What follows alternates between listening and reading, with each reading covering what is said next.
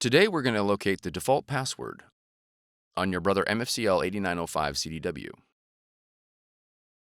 Your machine's default password is required in order to update the firmware or access some advanced features. If your machine was manufactured in 2020 or later, the password will be located on a label on the rear of the machine. Your password will be the characters to the right of PWD. Your password will consist of exactly 8 characters. It will be case sensitive and may include letters, numbers, and symbols.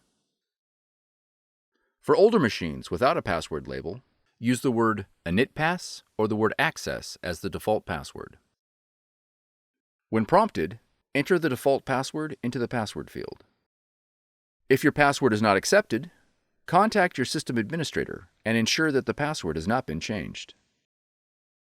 For more tutorials, FAQs, and videos, visit us at www.brother-usa.com. If you found this video helpful, be sure to subscribe. Thank you for choosing Brother.